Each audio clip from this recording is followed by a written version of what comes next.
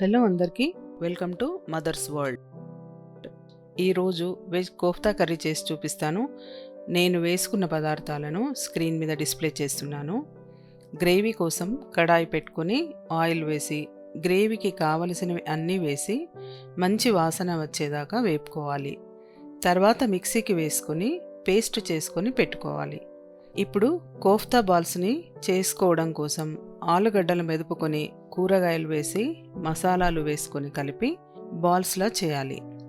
బాల్స్ని 30 minutes పాటు freeze చేయాలి. నేను చూపించిన కూరగాయలే కాకుండా బీన్స్, క్యాబేజీ, బఠానీ కూడా వేసుకోవచ్చు. మనం వేసుకున్న మైదా, ఆలు బాల్స్ విరగకుండా ఉపయోగపడతాయి.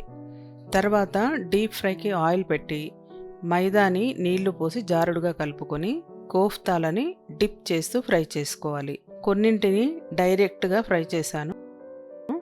కోఫ్తాలు ఫ్రై చేశాక సాస్తో స్నాక్ లాగా పిల్లలకు ఇస్తే ఇష్టంగా తింటారు. చివరగా కడాయి పెట్టి ఆయిల్ వేసి జీరా, వెల్లుల్లి ముక్కలు వేసి వేగాక కర్రీ కోసం గ్రేవీ చేసుకున్నాం కదండి, దాన్ని వేసి సరిపడ నీళ్లు పోసుకొని పసుపు, ఉప్పు, కారం, కొత్తిమీర వేశాక కసూరి మేతి కూడా వేసి ఉడకనివ్వాలి. చివరగా కోఫ్తాలు వేసి 1 నిమిషం ఉంచి దింపేయాలి.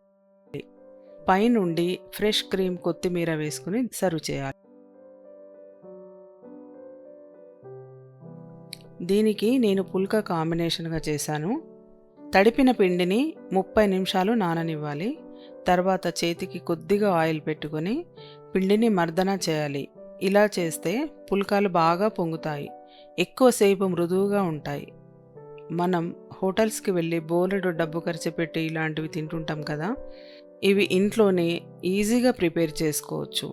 మీరు కూడా చేసుకొని తిని ఎలా ఉందో కామెంట్స్లో చెప్పండి.